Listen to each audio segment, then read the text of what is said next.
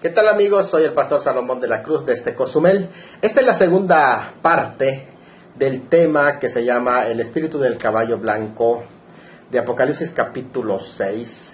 Es prácticamente en la primera parte que presentamos, hablamos del espíritu del anticristo que ya está en acción relacionado con el misterio de iniquidad en el tiempo presente por medio de los falsos maestros dentro de la comunidad cristiana de hoy, que prácticamente llevan el mismo espíritu de ese personaje final que viene. También mencionamos que los muchos que vendrán en el nombre del Señor Jesucristo, que se levantarán en la primera parte de la gran tribulación en específico, que es inmediatamente cuando se firma el pacto mundial, el pacto del anticristo, es cuando inicia el periodo de la gran tribulación. En ese contexto surgirá del cristianismo apóstata que haya quedado una múltiple serie de falsos cristos que se levantarán en el nombre de Cristo, y estos apuntarán al falso Cristo en singular, que ya lo hemos mencionado en su momento, el falso Cristo como persona líder mundial que se va a levantar. En tercer lugar, vimos también que los falsos cristos y los pseudocristos y los pseudo profetas se levantarán en la segunda parte de la gran tribulación y serán contemporáneos a la bestia que sale del mar, y a la bestia la que sale del mar, que es el anticristo, y a la bestia que sale de la tierra, que es el falso profeta, y se contraponen a ellos, a estos dos personajes en singular, pero estos son dentro de un contexto de un judaísmo apóstata. Eso es importante entender los dos. En la primera parte, dentro de un cristianismo apóstata surgen. En la segunda parte, los pseudocristos y los pseudoprofetas dentro del judaísmo apóstata de ese tiempo. Bueno, el primer sello en realidad se enfoca en la primera parte, es decir, en el contexto del cristianismo apóstata de influencia mundial. Es allá en donde hemos visto ya precisamente en el sistema que hemos enseñado los 4 textos y enfoques, ¿verdad? El inicio del ministerio de iniquidad citado en el Nuevo Testamento solamente, porque ahí nos enfocamos, ¿no? En el Antiguo Testamento no estamos tocando ese punto, que sería muy interesante cuando hablemos de en específico la segunda parte de la gran tribulación de la bestia, ¿verdad? En su momento lo vamos a tocar. Pero ahora nos estamos concentrando en la primera parte. Ya se habló de los muchos falsos mesías que anunció el Señor Jesucristo en Mateo 24:5. En el primer video también hablamos del inicuo que habla Pablo en 2 Tesalonicenses capítulo 2. Y también mencionamos los muchos anticristos que habla Juan en su primera carta, 2:18. Y el caballo blanco de Apocalipsis 6 lo vamos a ver hoy en específico, y nos vamos a concentrar a hablar de este tema. El caballo blanco, algunos enfocan el jinete, que vamos a mencionar también, pero en realidad el sello se enfoca al caballo blanco, pero vamos a hablar del caballo y también del jinete. Recuerden que vimos, para que tengan una idea, los 3 escritos del anciano Juan, que son el Evangelio de Juan, que van juntos, porque incluso en este momento no vamos a hacer paralelismo, pero van juntos. El Evangelio de Juan, que escribe en el año 69 después de Cristo, la revelación del Apocalipsis, que le escribe en el 96, y las 3 cartas juaninas que le escriben en el 97, 98, más o menos son las últimas que escribe, ¿verdad? Entonces es importante que mencionamos también que son escritos complementarios, cada uno tiene diferentes énfasis, ¿verdad? Por ejemplo, dijimos que el Evangelio habla enfocado a la salvación, la epístola de Juan enfocado en la santificación, y el Apocalipsis, el enfoque es la glorificación. Pero también mencionamos con respecto al anticristo que el Evangelio de Juan sí anuncia la venida de otro que en su propio nombre se levantará, Juan 5:43, y también la epístola de Juan, la epístola de Juan denuncia a los muchos anticristos, que eran los 2 zetas, que se habían levantado como precursores del anticristo escatológico. Eso lo menciona Juan en sus epístolas. Y en el libro de Apocalipsis ya se recibe la revelación del anticristo en 2 fases. En primer lugar, en Apocalipsis capítulo 6, su presencia como representado en el caballo blanco. y después la bestia en Apocalipsis capítulo 13, ya en la segunda parte, la gran tribulación, que vamos a dedicar otro video a este personaje del capítulo 13, que es ya sea otro o ya sea la misma etapa de este mismo personaje. Apocalipsis 6, 1 al 2, cuando abrió el Cordero uno de los sellos y oía a uno de los 4 seres vivientes decir con voz de trueno, ven y mira. Por ahí vamos a comenzar. Otro día voy a estar explicando la estructura del libro de Apocalipsis, cómo se enfoca en forma de menorá. Va dando el apóstol Juan, que es prácticamente un rabino, es entendido como un rabino, tomado del contexto judío. Ahora, interesante del contexto judío, no del contexto rabínico, porque ya es posterior el rabinismo. Estamos hablando, para que haya la diferencia en lo que es contexto judío y el contexto rabínico. El contexto judío, estamos hablando todo lo relacionado a los escritores judíos en el Antiguo Testamento. Otro día voy a explicarlo con todo detalle. Por hoy quiero dar un breve bosquejo del Apocalipsis. Ya en otras ocasiones he hablado del bosquejo largo del Apocalipsis, pero aquí un breve para que tengan una idea y me acompañen en esa idea durante toda esta enseñanza. Puedes brevemente aprender Apocalipsis. En el capítulo 1 se habla del Cristo glorificado. En los capítulos 2 al 4 se habla de la iglesia. Desde luego que en el 2 y 3 se habla de la iglesia en la tierra, en la historia de la iglesia, y el capítulo 4 y 5 se habla de la iglesia en el cielo. Luego encontramos que del capítulo 6 al capítulo 19 se enfoca a describir las 70 semanas, es decir, la semana 70 en específico, no las 70 semanas, sino se enfoca en describir la semana 70. La semana 70, considerado en desglose de 7 sellos, 7 trompetas, 7 truenos, 7 personajes, 7 copas, y así en forma de 7 va hablando de la semana 70. Eso es muy importante, el 7, porque recuerden que está hablando de la semana 70. Esa es la tercera división. Entonces, Cristo glorificado, capítulo 1. La iglesia, capítulos 2 al 4 o hasta el 5. La semana 70, capítulos 6 al 19. Y del capítulo 20 al 22 el reino. Entonces ya con ese panorama, 4 secciones, cuando hablamos del reino estamos hablando del reino milenial y de la eternidad, que están allá mencionados, ¿verdad? En ese sentido, ya con esta panorámica nos sabemos que hoy vamos a hablar parte el inicio de la semana 70. Por ahí vamos a trabajar esta consideración. Y así, como la visión del Hijo del Hombre glorificado del capítulo 1, prácticamente esa visión lleva a la redacción de las 7 cartas de los capítulos 2 y 3.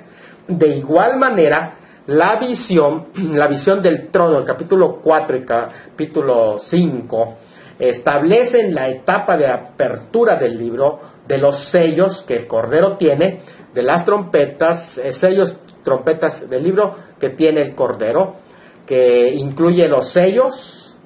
Cuando se destapan todos los sellos, comienza a verse el contenido del libro, que son las trompetas, las copas. Entonces estamos hablando del capítulo 6 al 16. Entonces la visión del Cristo glorificado nos lleva a las cartas, a la historia de la iglesia en la tierra. Luego la visión del trono nos lleva a considerar los juicios que van a caer sobre la tierra. Entonces es algo muy interesante ver ese paralelismo para que captemos qué es lo que se está llevando. Entonces el desenrollamiento del libro que se narra en el capítulo 6 de Apocalipsis es como en el caso anterior de las 7 iglesias. Es una visión de acontecimientos, por ejemplo, en las cartas que se mandan, una visión de acontecimientos religiosos para la vida de la iglesia cristiana hasta antes de la entronización del rey en el cielo. Es decir, todas las 7 cartas están describiendo la visión completa de la historia de la iglesia sobre la tierra. Es un enfoque religioso más que nada, o enfocada a la iglesia. Pero las cartas condenan las herejías de las iglesias, excepto de 2, ¿verdad? Esta sección que vamos a ver del capítulo 6, que se basa en lo que la visión del trono se ha dado, en esta sección lo que condena ya no es a las iglesias, sino que se condena la violencia, oposición, opresión y persecución de los impíos sobre la iglesia. Entonces, eso es muy importante que hagamos la diferencia, porque no es lo mismo lo que se describe en las cartas basada en la visión del Cristo glorificado, que esta visión que estamos hablando, que está basada en la visión del trono y las consecuencias de esa visión del trono, que tiene que ver con prácticamente justicia. Entonces es muy importante que logremos entender esto para que captemos, ¿verdad? Vamos a estar delante del trono en una ceremonia de entronización, la ceremonia de la corte romana, en el que el soberano entregaba el pergamino sellado a uno de los dignatarios y luego el decreto real era leído desde el trono. O sea, este pergamino enrollado y sellado, que era símbolo de que la autoridad no debía de ser quebrada, no podía ser contrariada, sino que al contrario, esto era una cosa segura que tenía que cumplirse. Después de esa ceremonia, los capítulos 4 y 5, los sellos son rotos uno a uno, y también algunos lo consideran ya prácticamente como una especie de documento de propiedad visto desde el libro de Levíticos como el Goel. Hay una diferencia, recuerden bien, yo quiero marcarlo, esta diferencia, para que se capte la diferencia entre los dos mensajes. El mensaje de las 7 iglesias, que es Cristo aparece como fiel y soberano pastor de las iglesias, y el contenido de esos mensajes corresponde al estado interior de la iglesia. Por eso dijimos la historia de la iglesia que se va desarrollando y su relación con Cristo. Pero la visión que vamos a estar iniciando para ver es la visión de los 7 sellos, y ellos nos van a ofrecer la historia previa del reinado literal de Cristo sobre el mundo. No se dice nada de la iglesia, sino que más bien se habla del mundo, del reino de Cristo y cómo lo va a establecer en el mundo. Dice allá, vamos a Apocalipsis 6, cuando abrió el Cordero el primer sello. Vamos a esta frase, cuando el Cordero abrió el primer sello. Mira, como sucede en la apertura de cada uno de los sellos, aquí es donde comienza la acción. El dueño tiene el documento legal que le pertenece, la redención, y él va a reclamar lo suyo como el propietario, porque viene a redimir aquello que el hombre perdió en el Edén. Ahora él viene a recuperarlo. Los sellos realmente que tiene ese documento testimonian la validez de ese documento, y se le convoca al cielo y la tierra para que ellos sean testigos, como lo dice en Deuteronomio 30, 19, sean testigos de lo que va a suceder. El romper los sellos y el abrir el sello, el rollo, el cordero, que se está inaugurando el plan de Dios, y revela que va a ocurrir en los tiempos antes de la venida del Señor y durante el proceso de su parusía, que es su presencia sobre la tierra. Así que al romper los sellos, cada uno de ellos se presenta al Cordero en forma insistente como el que inicia los eventos de cada uno de estos capítulos que contiene este rollo. Es muy importante saber que él, en otras palabras, tiene el control. Todos conocemos la estructura del libro, el esquema del libro. Las cosas que has visto corresponden al capítulo 1, las cosas que son corresponden al capítulo 2, y las cosas que han de ser después de estas inician a partir del capítulo 4. Así que ya estamos en las cosas que han de ser después de esta, y la diferencia, la marca de esa sección está en la misma palabra. Las cosas que han de ser es netatau, quiere decir después de eso. Viene entonces lo que contiene después de esto, es lo que estamos hablando. Por eso es que estamos hablando de un tiempo futuro. Es una visión diferente, recuerde, eso téngalo en mente, de las cartas que se le manda a las 7 iglesias, las cosas que son. Y aquí está en juego ya no solo el destino de la iglesia, que ya se describió en los capítulos 2 y 3, sino que está en juego el destino del mundo. Así que se trata de las cosas que han de suceder después de esta, según 4.1. Son visiones que atañen al futuro primordialmente, porque son las cosas que han de ser después de esta.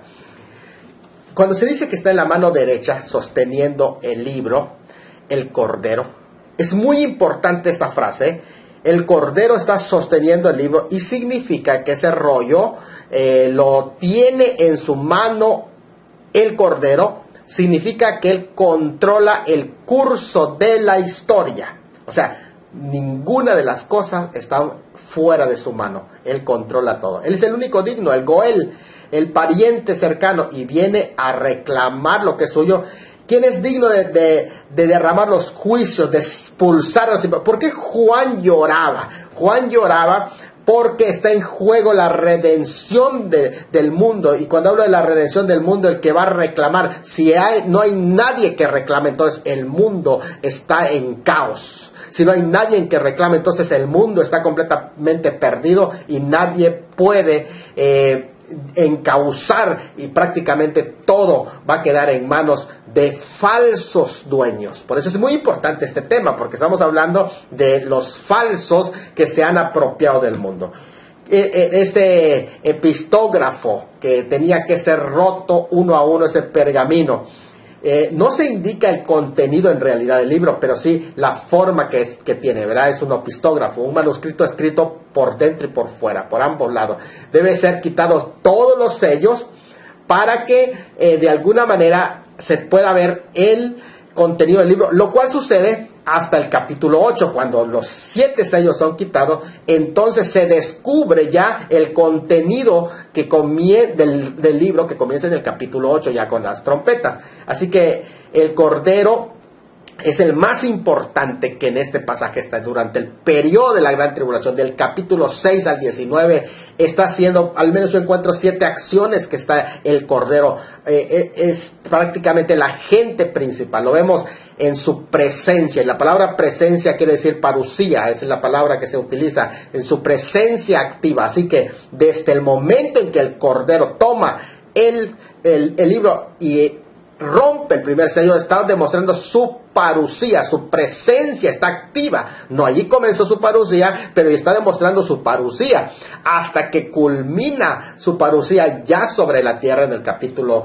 19. Muy bien, entonces, en primer lugar, el Cordero derrama los 7 juicios. También es el que permite que el diablo reine por un tiempo, es el que derrama los juicios de las 7 copas, destruye el sistema religioso del mundo. La gran ramera, destruye los sistemas políticos y económicos del mundo, el capítulo 18, derrota a los pecadores y a Satanás en Armagedón, capítulo 19, y condena al infierno al anticristo y al falso profeta, capítulos 19 y 20. Es importante que el Cordero es el que tiene todo el control, porque es el que tiene el derecho legal, porque con su sangre compró y nos redimió. Muy bien, una vez que entendemos esto, vamos a pasar. Los 4 seres vivientes de Apocalipsis son muy importantes porque ellos son los primeros que inauguran los principios de dolores, son los ejecutores primeros del juicio que el Cordero va a enviar para desalojar a los invasores de su reino.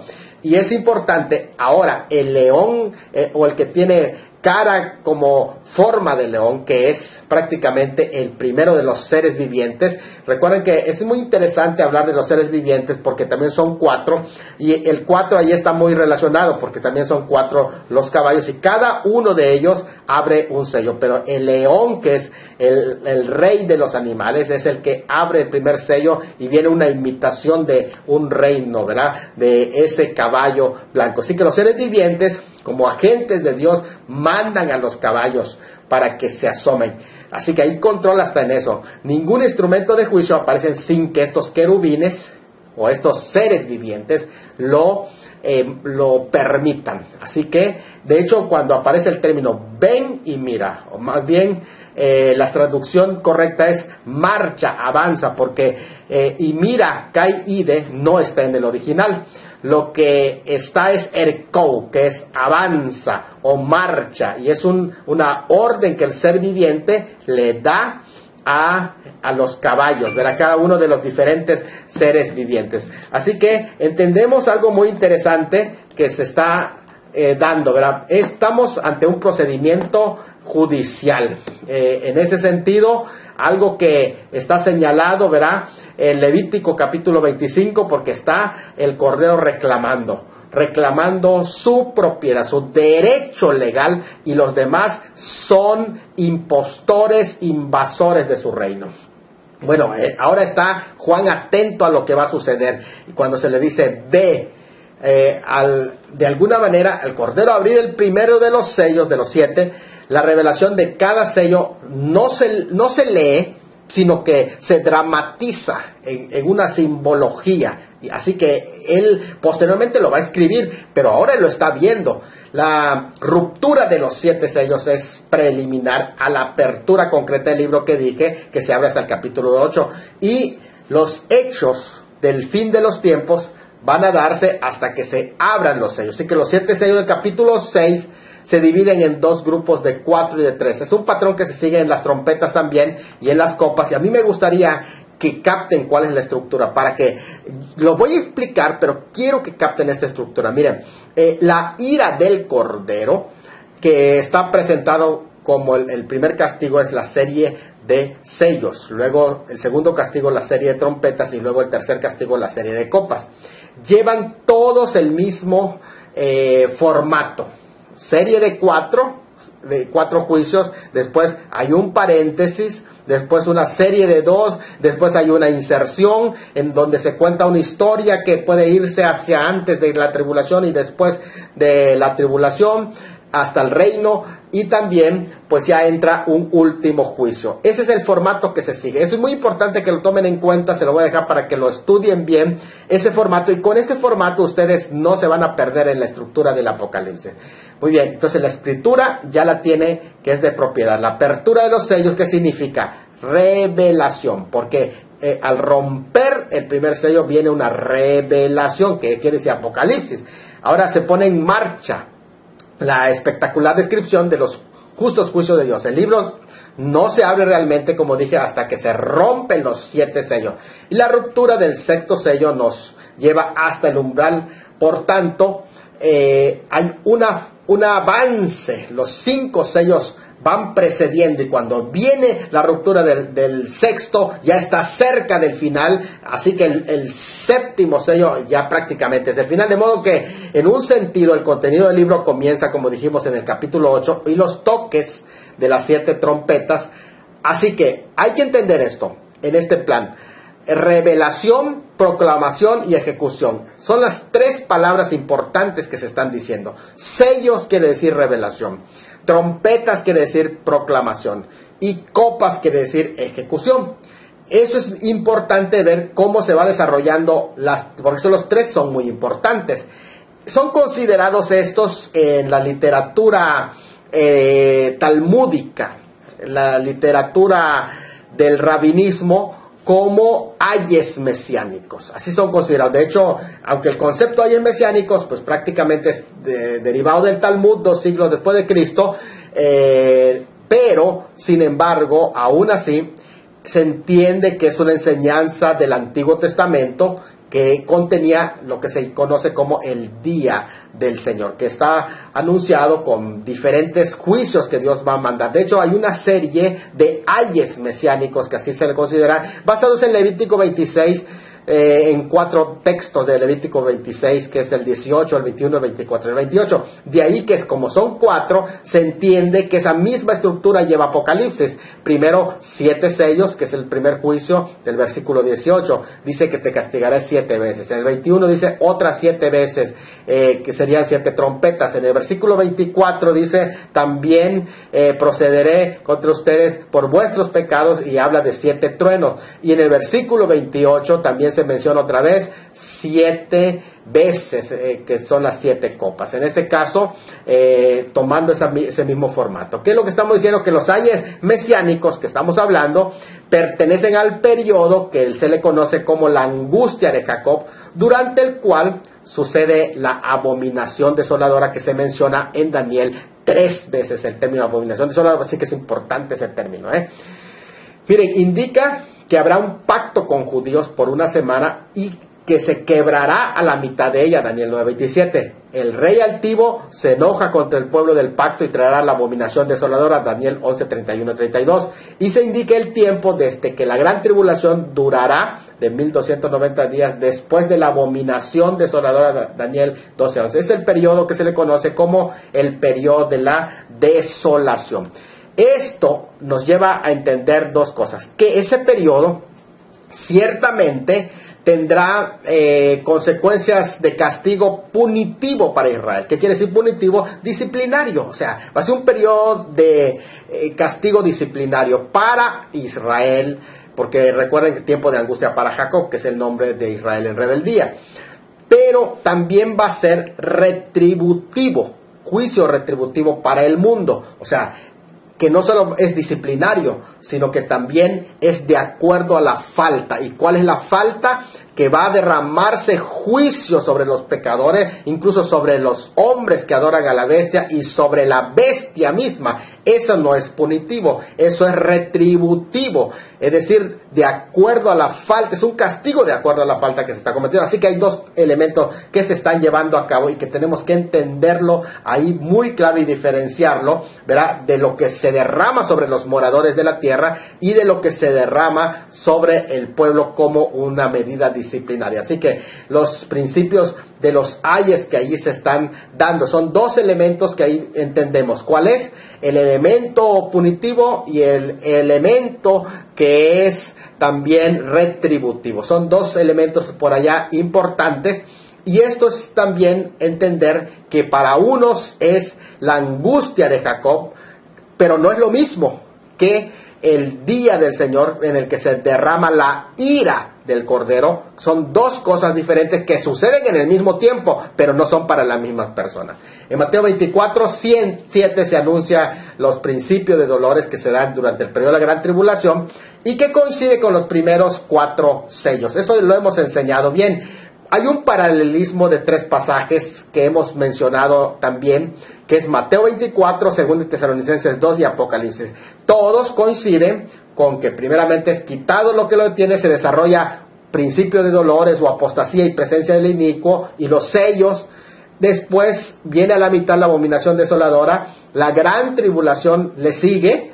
En todos los casos, si ustedes se dan cuenta, es el mismo formato, la aparición pública del hombre de pecado, es la segunda parte de la tribulación, trompetas y copas también coincide con ese periodo, y la venida con poder y gloria, o resplandor de su venida, o regreso glorioso, que hay en cada uno de los casos, para que se establezca el reino. ¿Qué quiere decir? ¿Qué nos está enseñando? Que antes del establecimiento del reino tiene que haber este proceso, que allí está mencionado claramente en la Escritura, y que cuando comparas Mateo 24 te das cuenta que se va siguiendo el mismo formato. ¿Cuál es el formato que se está siguiendo? Que hay una medida de cumplimiento parcial, desde luego, en los contemporáneos de Juan, en los contemporáneos del Señor Jesucristo, hubo una medida parcial, pero esa medida solamente es ilustrativa de lo que va a suceder en el periodo final que se le conoce como la gran tribulación, que apunta a la epifanía, porque eso lleva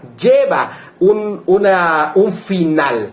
O sea, no se dirige al caos, se dirige a un final que es la epifanía. Es importante entenderlo. Así que entendemos bien que son dos eventos, ¿verdad? La angustia de Jacob y la ira de Dios, que es uno de ellos es disciplinaria, que es la angustia de Jacob, y la otra que es juicio retributivo. Muy bien, ahora vamos a ver cómo es que los periodos de juicio durante la gran tribulación se van derramando, que se hace así, con la iglesia en el cielo, siendo testiga allí de estos juicios, acompañando al Cordero.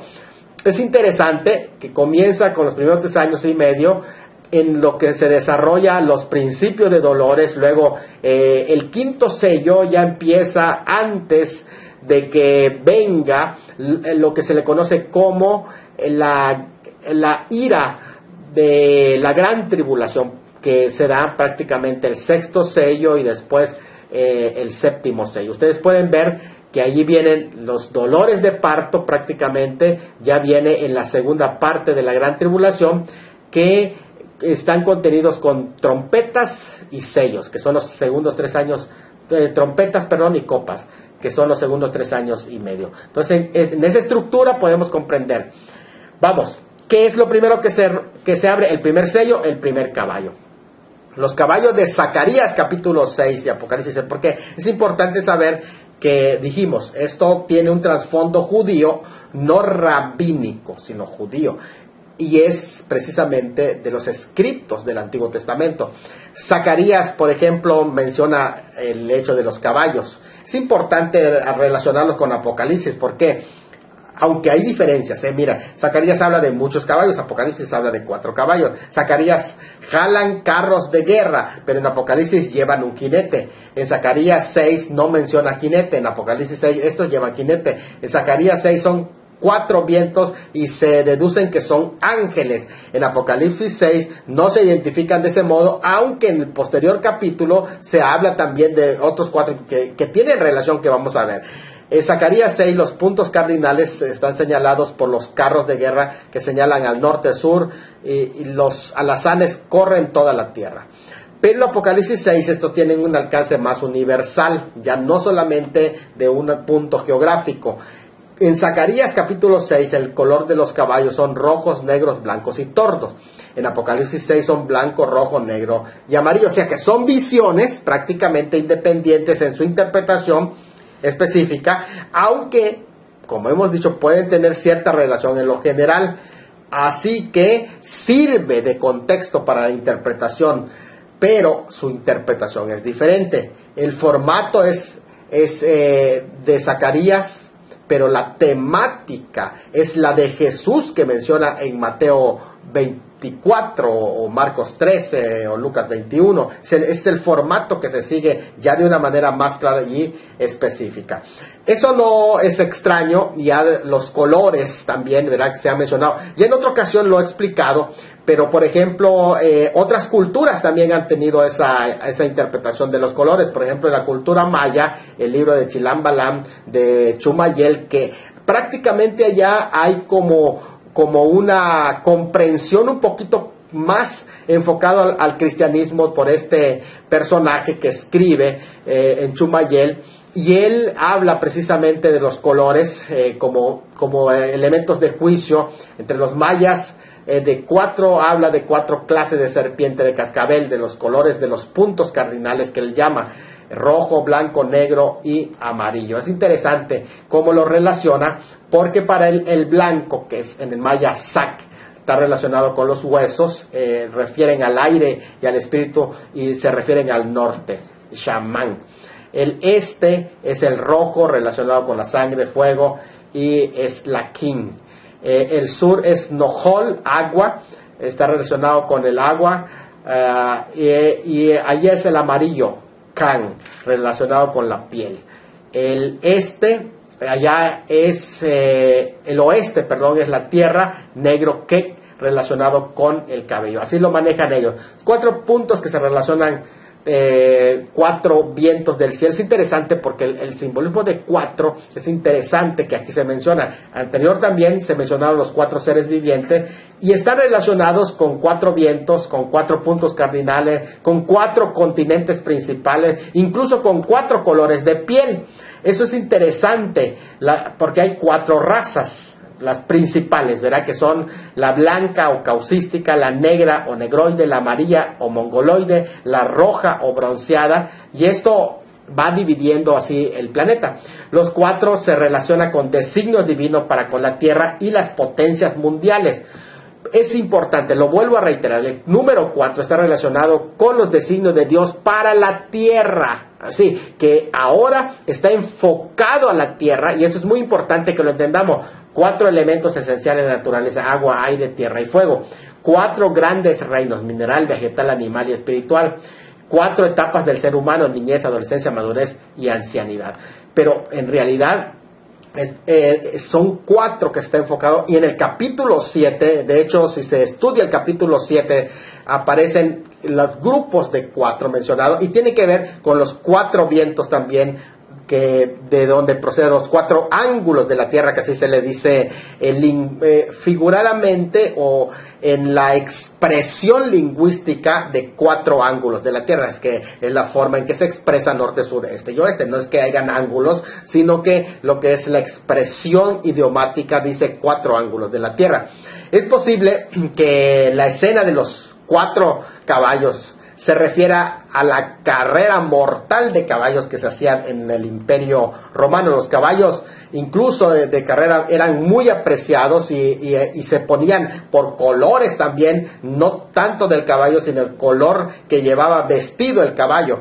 Y se hacían las competencias y eran preferidos el blanco, el rojo, el verde, el azul, bueno, equipos que cada uno tenía sus caballos. Nerón, Calígula, Cómodo, todos ellos tenían tipos de caballos, así que se utiliza para una carrera que en muchas ocasiones era una carrera violenta, mortal, ¿verdad? Se ha relacionado los 4 caballos con los 4 vientos del cielo, los 4 puntos cardinales, así como los 4 continentes, dije, los 4 colores de piel. 4 caballos están representados aquí en realidad como símbolos de 4 males. Es decir, hay un mal religioso que es un falso Cristo, hay un mal social que es la guerra, hay un mal económico que es el hambre, hay un mal biológico que es la enfermedad. Así que el primer jinete forma parte de la misma serie de los juicios, así que relacionarlo con Cristo está fuera de la jugada. Características comunes de los 4 sellos. ¿Cuáles son esos? Uno de los 4 seres vivientes, o Shoah, así es la traducción de seres vivientes, Shoah, la aparición de un caballo hipos. En cada uno de los casos aparece un caballo de los 4. Esto de los 4 primeros sellos van en conjunto. Ya lo he mencionado anteriormente, van en conjunto. El simbolismo al que alude es al pequeño Apocalipsis de Mateo 24, Marcos 13 y Lucas 21. Allá alude. Y guardan algunas similitudes estos 4 con los 4 caballos de la profecía hebrea. Así que por lo tanto estos son una unidad. Es decir, son los principios de dolores, son la unidad. Lo he mencionado en otras ocasiones, en los principios de dolores del falso Cristo, guerra, rumores de guerra, nación contra nación, reino contra reino, pestes, hambres, terremotos, y allá aparecen representados bien. Todo esto son principios de dolores y que son paralelos de esto, ¿verdad? El sermón del Señor Jesucristo, el Monte de los Olivos, es un retrato de la parucía que tiene tomado como trasfondo la caída de Jerusalén.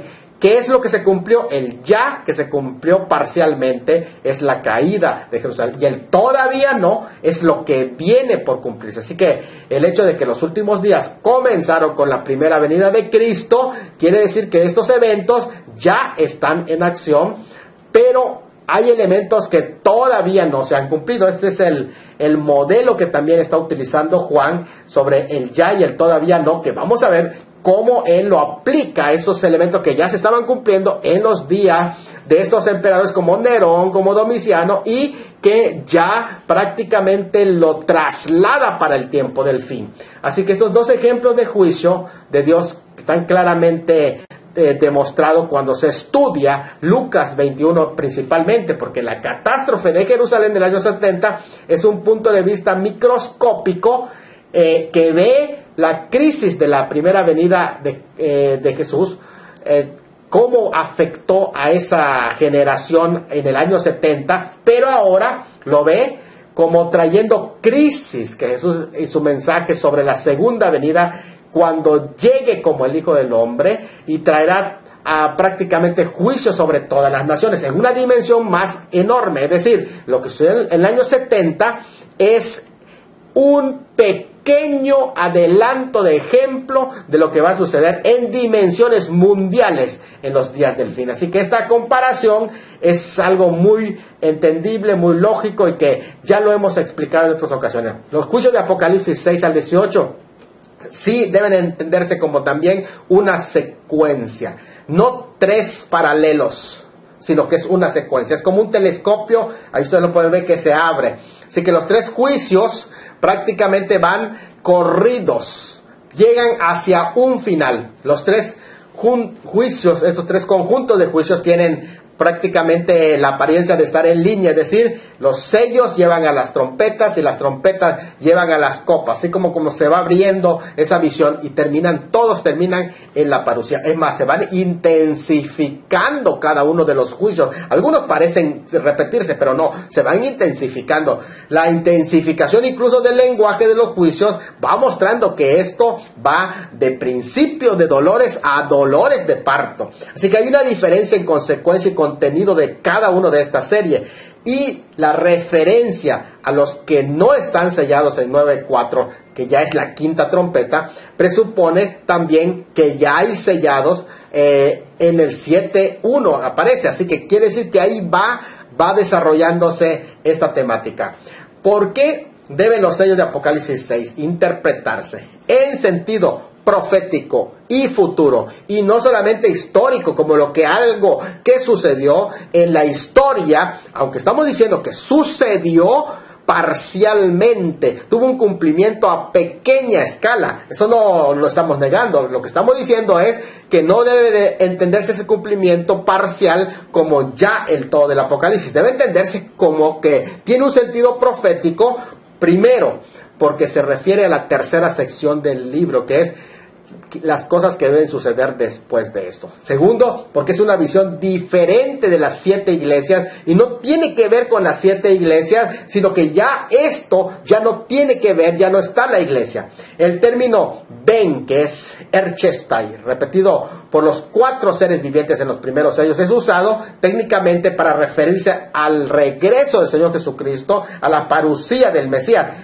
Eso es importante porque quiere decir que está apuntando hacia un evento. Además, con la apertura de los sellos se allana el camino para el regreso del Mesías. Hay una progresión, y eso es importante. Está preparando el camino, hay un avance, todo avanza hacia la parucía del Mesías, hacia la presencia ya física y total, final del Mesías. El Ben, que esté repetido por los seres vivientes, eso sugiere esa progresión. Ustedes pueden ver que los primeros 4 sellos hablan de Ben. El quinto sello, ¿hasta cuándo? ¿Hasta cuándo Ben? Y el sexto sello ha llegado. Es interesante eso, ¿eh? Y el séptimo sello, hay un silencio porque el Mesías ya está, el Kou ya sucedió. Entonces, interesante. Vamos a Apocalipsis, entonces, 6:2. Ahora, ya vimos el 6:1, ya lo expliqué. Ahora el 6:2. Y miré, y aquí un caballo blanco. Vamos. Primero, el primero de los sellos. 1. Miré y uno de los sellos. Interesante el término 1, que quiere decir primero. Mian. Se entiende que está siendo usado como un número ordinal, es decir, como el primero. Miré y uno de los sellos, pero es primero. Lo primero es un caballo blanco. El caballo en la Biblia es símbolo de fuerza, terror, guerra, conquista, poder. El simbolismo de ese caballo, los caballos son vistos como animales de fuerza, ímpetu, victoria, triunfo, majestad, conquista. ¿Qué es un caballo? Un caballo es una bestia. Y en la escritura, la representación de una bestia tiene que ver con un sistema guiado, desde luego, por un jinete, porque este no es solo una bestia, sino que trae un jinete. O sea, es como la mujer que monta la bestia, pero aquí es una bestia, es un caballo. El caballo, ¿qué es lo que está representando? O sea, que cuando se rompe el primer sello, se está introduciendo un orden o un gobierno. Cuando hablamos de orden o gobierno mundial, es muy importante entender, ha habido diferentes órdenes mundiales o sistemas. Los sistemas pueden ser todo aquello que controla para que no se dessalga de las manos a los sistemas. Pueden ser imperiales, feudales, ha habido sistemas capitalistas o de derecha, socialistas o de izquierda, sistemas bipolares, es decir, cuando se mezclan ambos, unipolares también ha habido, y el que viene tal vez pronto ya a establecerse como un sistema multipolar o regionalista, o tal vez venga un sistema imperial, porque aquí está mostrando también que hay un sistema imperial, o tal vez sí un pluralista. El reino milenial incluso es un nuevo orden que el Señor va a establecer cuando venga en su segunda venida. Mire, ese orden mundial está contenido por muchos elementos. Por eso es que decimos que el caballo representa orden o gobierno mundial, porque un sistema, porque el caballo representa fuerza, control, guerra, conquista, está relacionado con el terror, con poder, con producción, con supremacía, con desarrollo. Fíjate, entonces cuando hablamos de esto, estamos hablando de fuerza, estamos hablando de una potencia política. Porque las potencias, ¿qué es una potencia? La potencia ahora tienen que entenderse como poderíos, pero no solamente hay un tipo de poderíos, puede ser fuerza o potencia política, control financiero, guerra como potencia atómica, porque puede ser un país con una potencia atómica. También existen potencias militares y el caballo también representa conquista. Terror, que es una potencia tecnológica, ahora es muy importante la potencia tecnológica, están surgiendo. Poder, que es una potencia económica. Producción, que es una potencia energética también. Supremacía, que es una potencia, de alguna forma hemos dicho tecnológica. Desarrollo médico, que es una potencia biológica. Todo esto ya en este tiempo ya se ha vuelto más pluralista, es decir, que hay países que son potencias mundiales porque son potencias atómicas. Hay otras que son potencias militares, tecnológicas, económica, energética, biológica. Esto es importante. Mire, ¿qué es el orden mundial? El periodo de la historia que va caracterizando cambios dramáticos en las ideologías políticas, en el equilibrio de poderes a nivel global, se le conocen como orden mundial. O sea, el orden mundial es un sistema de gobierno o administración que permite que el mundo funcione con cierta estabilidad. Desde Tucídides, en su libro escrito Historia de la Guerra del Peloponeso, él decía que quienes ganan las guerras establecen el orden.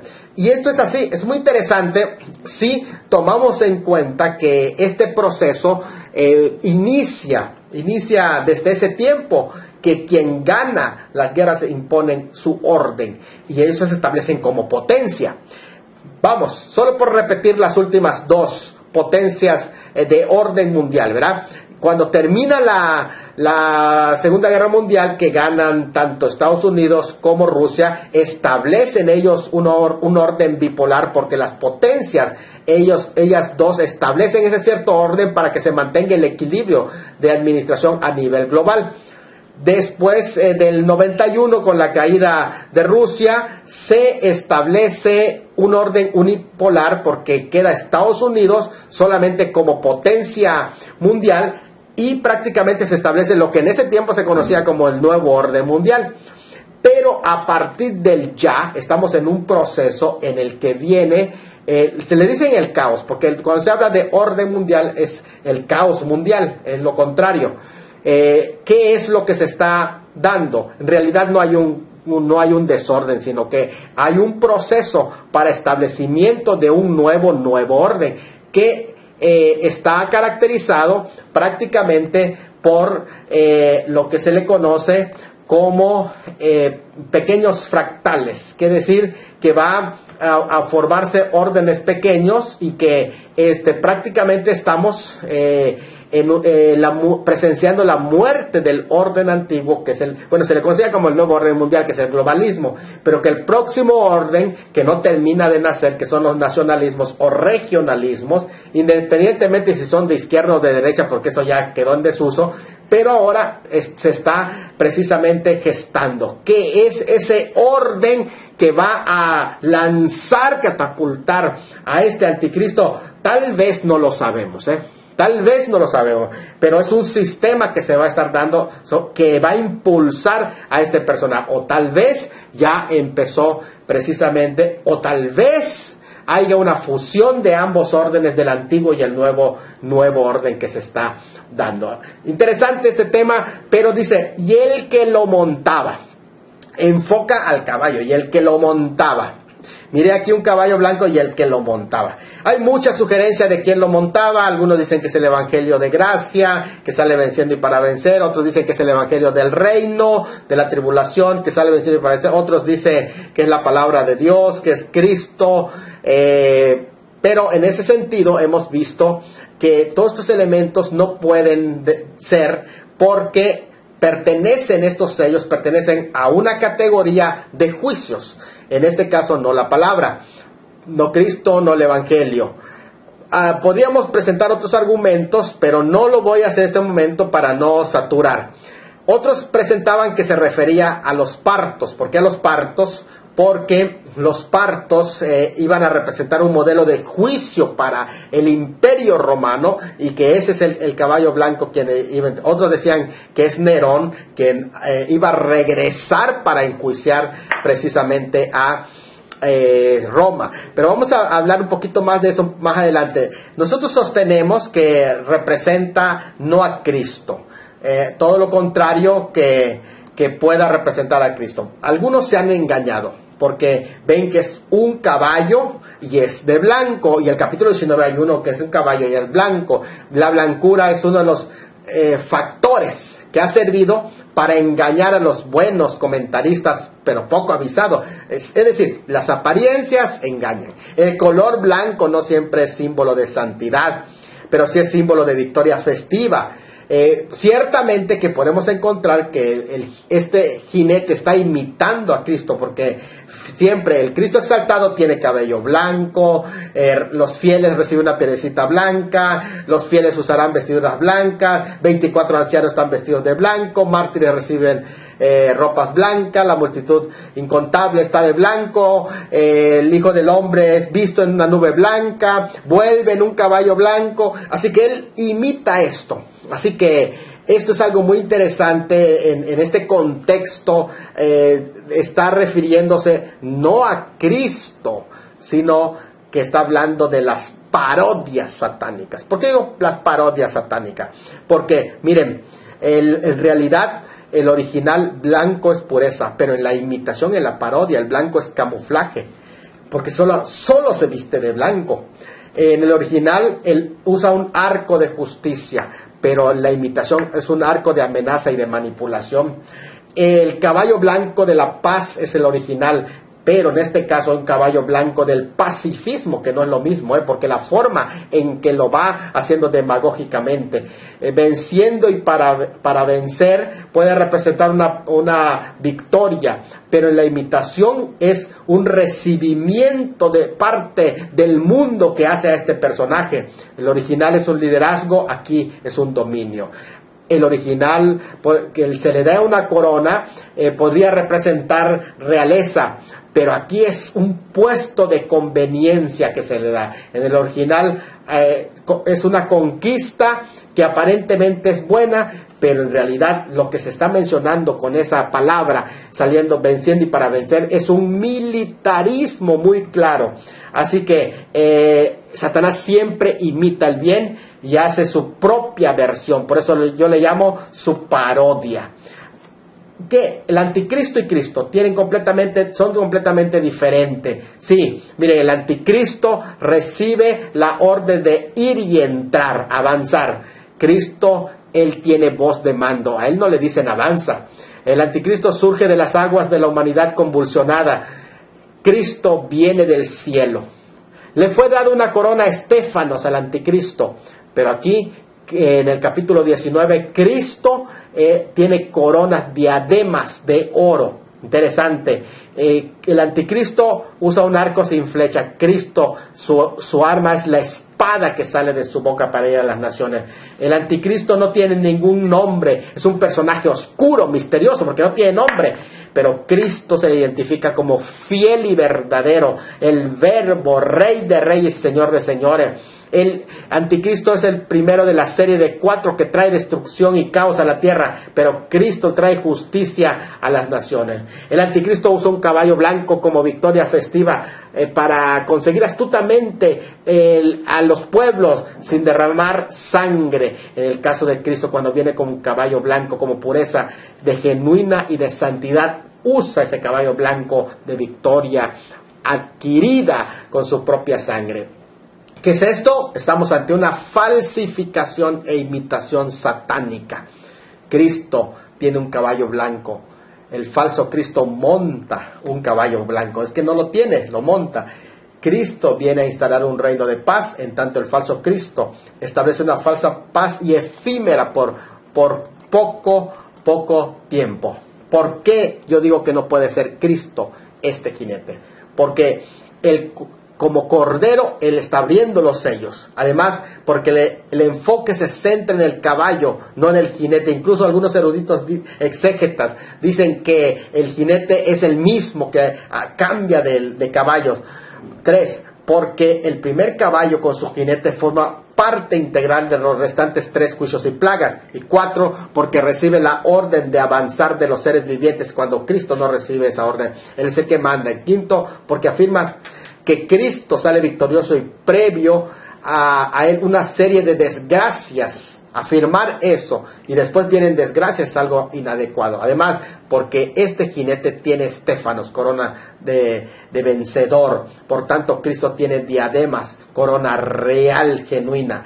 Así que se está presentando una tras otro y hay que interpretar que Cristo en estos está fuera del lugar, porque no puedes ponerlo a Cristo en medio de los ayes, que Él sea el ay. Porque el contexto de esa escena no es la venida de Cristo victorioso, sino son los terrores de la ira de Dios y la ira del Cordero. No es Cristo ni el Evangelio, porque si se tratara de algo positivo, no encajaría con los otros sellos que expresan realidades negativas, no solo los 4, sino que totalmente los 7 sellos. Ahora, blanco, si no es Cristo, ¿por qué está de blanco? Usa el emblema de la paz para que demagógicamente pueda presentarse. Usa demagógicamente. Ese es el emblema de la paz. Él sale con su banderita blanca, pero realmente es un falsificador. Es el blanco de engaño. Su envoltura es blanco. ¿Saben por qué? Él es astuto, sagaz, engañador. Tanto así que cambia a su antojo el color de sus caballos que monta al ir avanzando según las circunstancias. Pero el jinete es el mismo.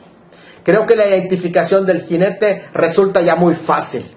Es el anticristo que en los 3 años y medio de la primera mitad de la gran tribulación inicia su carrera con bandera blanca de gran pacificador y solucionador de los problemas o crisis financieros de la humanidad.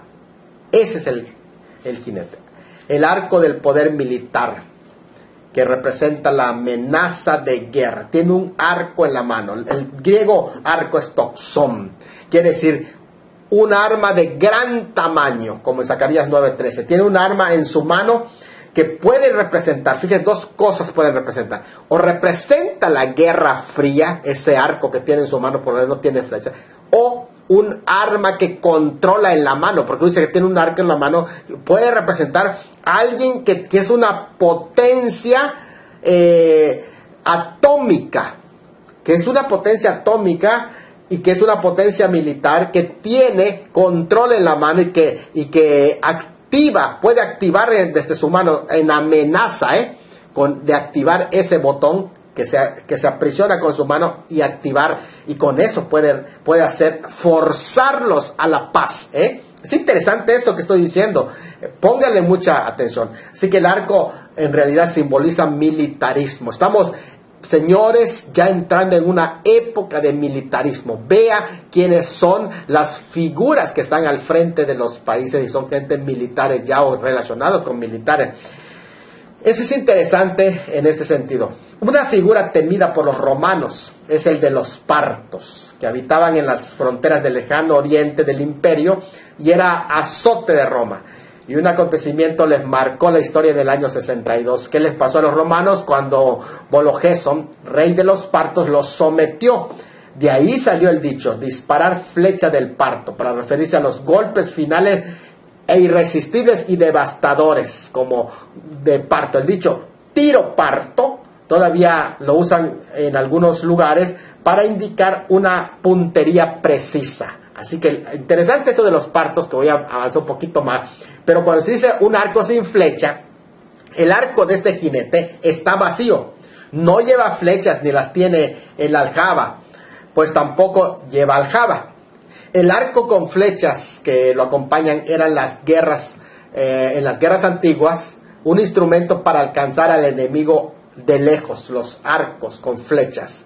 Así que es interesante, vuelvo a reiterar, el arco con flechas, que lo acompañan era guerras antiguas, un instrumento para alcanzar a los enemigos de lejos.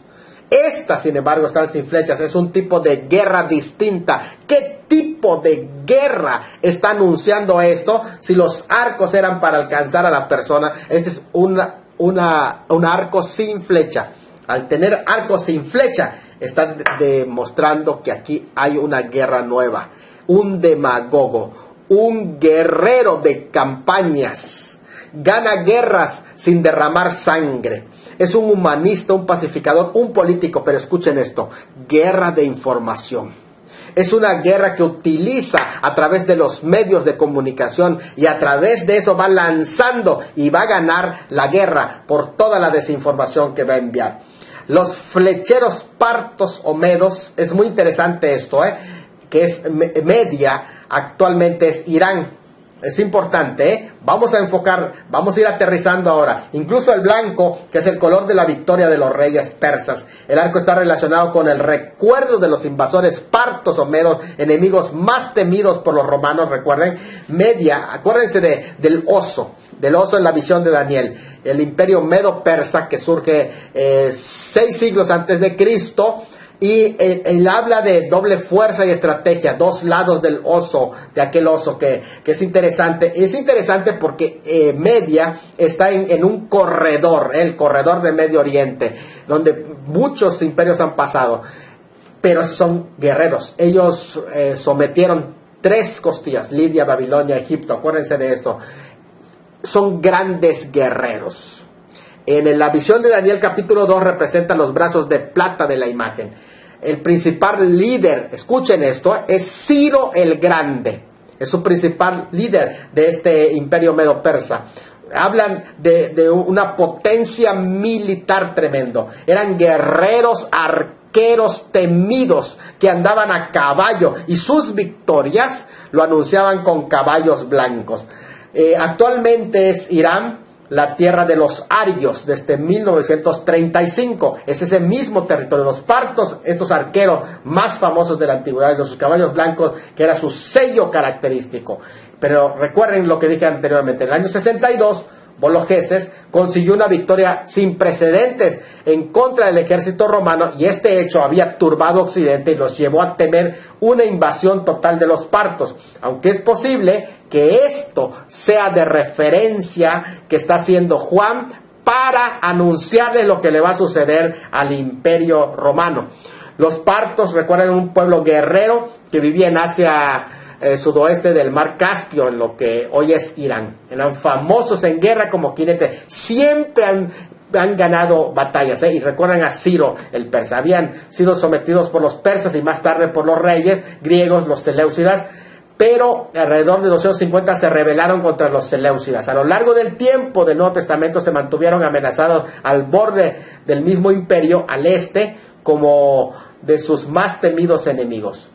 Hay una interpretación popular de que este juicio que se describe es el de los partos, el del capítulo 6, con un lenguaje apocalíptico, y que los partos, que fueron jinetes adiestrados y bien también arqueros, que muy seguros, constantemente amenazaron al imperio romano durante el primer siglo, y que ellos estaban listos para cruzar el río Éufrates. Y en el año 62 su jefe, Vologeses, atacó a Roma con sus legiones. Los partos, que montaron caballos blancos, y su fundador, Seleucio, fue nombrado Nicator, que quiere decir el vencedor. Es muy interesante que allá se dice, y salió venciendo y para vencer, y Nicator. ¿Qué es lo que está hablando del contexto? Aquí es donde vamos entrando. Miren, hay una historia que allá, un poquito mítica, miren, pero algunos eruditos creen que la bestia que se menciona en Apocalipsis capítulo 13, versículo 13, se refiere a Nerón, y que lo comparan con 17:11 también, ¿verdad? Quien recibió una herida mortal en la cabeza porque él mismo se cortó. Se refiere a un relato ficticio de Nerón. Algunos creen el capítulo 13 de Apocalipsis. Esto sí refuerza la idea del trasfondo de los partos, del 6:2. ¿Por qué? Porque aunque los primeros 5 años de Nerón fueron relativamente buenos, los años después fueron cada vez peores. y él causó una calamidad tras otra, incluyendo la matanza de los enemigos y amigos de su familia, sodomía, tiranía, persecución de los cristianos. Bueno, un desastre, comenzando en el año 64. Verdaderamente el título de bestia fue apropiado para él, y tuvo tan mala fama hacia el final de su reino, la segunda parte de su reino, que había revoluciones contra su autoridad en Galia y España. O sea, que hay dos partes en su reino, uno de una aparente paz y otra ya llamado ya como la bestia. Que finalmente la guardia pretoriana y el Senado proclamaron a Nerón como un enemigo público y aprobaron a Galba como sucesor. Incluso Nerón huyó, supuestamente se mató introduciéndose una espada en la garganta el 9 de junio del 68. Sin embargo, hubo un rumor que persistió que él no había muerto, sino que había escapado hacia los partos y que volvería con el ejército de los partos para retomar su trono. Y este cuento de Nerón era muy, muy interesante. Por eso es que se dice que eran los partos, que con Nerón, dirigidos por ese Nerón. Esta expectativa pavorosa de retorno de Nerón, un tipo del anticristo, frente a un ejército de jinetes partos montados en caballos blancos con arcos y saetas, saliendo para vencer, es un trasfondo que es probable para el primer jinete de Apocalipsis, y por eso se relaciona más con un personaje oscuro, más que con Cristo. Así que el cumplimiento final de estos eventos proféticos todavía espera a la parucía. Si es así, los tres juicios entonces que representan los ayes mesiánicos avanzan hacia ese cumplimiento final. Fue interesante que en los oráculos sibelinos se menciona en los oráculos de las sibilas, que son los adivinos. Un escritor judío del primer siglo se provee de una descripción que combina esos oráculos con Nerón y la destrucción de Jerusalén en el año 70 por el general Tito. Dice así: y luego de Italia un gran rey, como un esclavo fugitivo, huirá secretamente a través del río Éufrates. Él intentará atrevidamente el hecho odioso de asesinar a su propia madre y muchas otras cosas, además con su mano inicua. Y a favor del trono de Roma, muchos mancharán la tierra con su sangre, cuando él haya huido más allá de la tierra de los partos. Y un general romano vendrá a Siria y quemará el templo de Salomón con fuego, y matará a muchos hombres y desolará la tierra de los judíos con su camino ancho. Es interesante este relato sibelino, de ahí que la mejor manera de entender Apocalipsis 6:2, una referencia al anticristo, caballo blanco y arco, y la corona sirven como una burla de Cristo, pero está mencionando entonces a este primer personaje en la primera etapa. Así que esto es muy interesante, porque también otros interpretan que el primer sello, como un emperador romano, el príncipe de Daniel 9:26, que encabezaría el imperio romano revivido, un periodo de paz concedido por la providencia de Dios, una guerra o incluso un espantoso complejo militar que se prepara para una guerra nuclear. En ese caso estamos hablando de un personaje que va a dirigir las fuerzas de un imperio romano revivido, que al final estará presente. Y es interesante que puede salir incluso de los partos de los medos. Esto es muy interesante, y llamado Ciro el Grande, o como una representación de la imagen de Ciro el Grande. Esto es algo muy, pero muy interesante, ¿eh? Cuando se dice sin flecha, se está hablando de la demagogia. Es decir, que es la forma de ganar más guerras, de conquistar sin guerra, una falsa paz. Cuando dice que le fue dado, es interesante, dote. La palabra indica que Dios sigue siendo el que controla, le fue dado. El Cordero sigue teniendo el control, Dios sigue siendo soberano, le fue dado. Y de hecho es desde el trono celestial donde se gobiernan todos los sucesos y se autoriza quién sale en escena y quién no sale en escena. El uso de la expresión está relacionado a los que le fue dado, con los pobladores del abismo, que se les fue dado autoridad, con la bestia que sale del mar, y el falso profeta también se aparece la palabra edote, le fue dado. Así que hay tres ejemplos más de personajes siniestros a los que se les da ese permiso, así como a Satanás en el libro de Job. Así que se le fue dado, aquí es un permiso que le fue dado. Y aquí, qué interesante que dice, se le fue dado una corona. ¿Qué significa? Significa que le hacen rey. Pero si le hacen rey, ¿quiénes le hacen rey? Es un rey a imagen de la humanidad. Por eso se le llama el hombre de pecado, porque será fiel representante de la humanidad caída, levantada ella de una nueva Babel. En 6.2 entonces el jinete lleva una aureola de vencedor, empuña un arco, se le dio permiso divino y su contexto es de conquista. Pero no es el verdadero Mesías, sino que es un falso. Se le dio una corona. No es rey, se le hace rey. En el caso del capítulo 19, el que sale es rey de reyes y señores, señores. Pero ese se le da. Aunque Dios controla todo, pero a este le es dado en la tierra. La pregunta que dije es, ¿quién le da la corona? Porque dice, le da los que dominan el mundo. Es decir, las élites que controlan el mundo, ese orden mundial, le dan la corona. Por lo general la corona se le entrega al final del combate, porque es de vencedor. Pero aquí, este Estéfano se le entrega al salir. Miren lo tramposo ya. Del inicio se le da la corona, no al final, sino desde el inicio. Esto ya es tramposo. La corona aquí es la corona del vencedor Estéfano, a diferencia de la corona real del capítulo 19. La corona del vencedor es apropiada para alguien que sale para conquistar. La corona no es el mismo tipo de corona que usa la bestia en 13.1 o que usa Cristo en 19.12. Ambos usan corona real, diadema, aunque el Hijo del Hombre usa la corona del vencedor.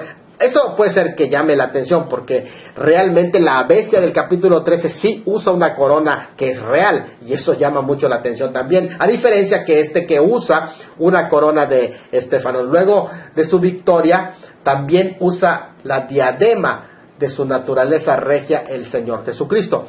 Miren, dice que salió venciendo, es decir, fue afuera en el mundo. Hay un mundo que le está esperando. Su escenario está listo. Salió venciendo. Y para vencer, dice que es, aquí el término para vencer quiere decir conquista. Una aparente victoria sin ningún opositor. Será poderoso y alcanzará una posición real. Le fue dado una corona. No tendrá opositor. Inicia una conquista de la tierra. Por eso decía yo, es el papá de todos los falsos cristos. Inicia una conquista de la tierra y el mundo lo está esperando, lo reciben para reinar. Quiere decir, lo premian. Es un impostor, un invasor, un paracaidista en ese reino, un ladrón de propiedad que carece de los derechos legales, pero el Cordero tiene el documento. No se apresuren, ni se desesperen. Este personaje sí logra una aparente paz en Medio Oriente, de tal modo que hará que se confíen. De hecho, Ezequiel 38, 8 y 11 dice que llegará con gente confiada y hará que estén confiados cuando de pronto digan paz y seguridad y destrucción repentina caerá sobre todos. Es una conquista, guerra, hambruna y muerte son eventos concurrentes que en cualquier época, pero en especial en esta etapa mundial. La palabra conquista es usada 11 veces en el libro, aludiendo a la conquista del testigo fiel, una vez en cada una de las 7, en 5 para el Cordero y otros más. 3 veces se refiere a la conquista por violencia, en 11:7, donde la bestia mata a los 2 testigos y los vence, en 13:7, donde la bestia guerrea contra ellos y conquista a los santos. Este es la conquista que dice que salió venciendo y para vencer, el de la bestia, no el del Hijo. Su triunfo, sí, está garantizado en la tierra temporalmente. Salió venciendo y para vencer temporalmente. Es una victoria temporal.